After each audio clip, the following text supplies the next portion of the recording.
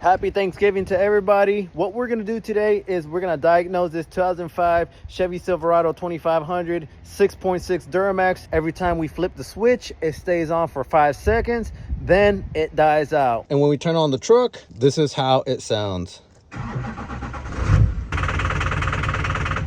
It stays on for about 5 seconds, then it shuts off. So we're gonna pull the codes and see where it directs us to. So I have my diagnostic tool here, and the code that we come up with is P0201 all the way to P0208, which is all 8 injector control circuit. And there's a couple of issues that can cause this code. One of them being a fuel delivery, and the other one is an electrical issue within the injector. And we're gonna check everything. So what I ended up doing was checking all the fuel lines to see if we had any leaks. So I checked it all the way from the gas tank, from the sending unit, all the way from the cooler down the frame and up, and we have no leaks there. Then the hose comes all the way from the frame up behind here. Then it goes to the fuel filter. I made sure to check if there's any leaks here, and there's none from what I see. So what I ended up doing was hooking up our fuel gauge to see if we have any pressure, and we're supposed to have between 8 to 12 psi, and we're about 10 psi, which is normal for this truck. So now what I'm gonna do is check the high fuel pressure side and see how much psi we're producing.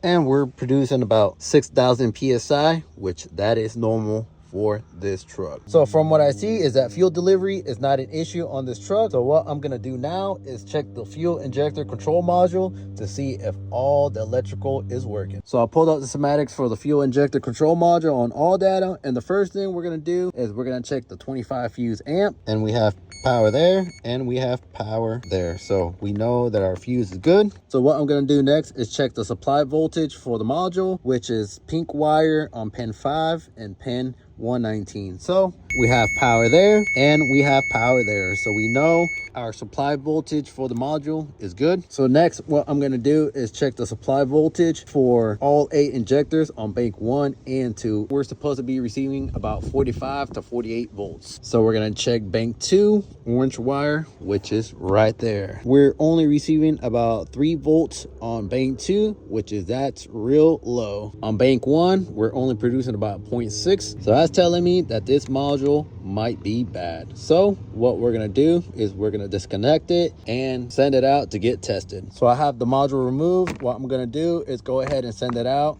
and have them test it, and if we have anything wrong with it, I'm gonna go ahead and have them repair it. But if I had the tools, I would have done it myself, but I do not have anything to bench test it. In the future,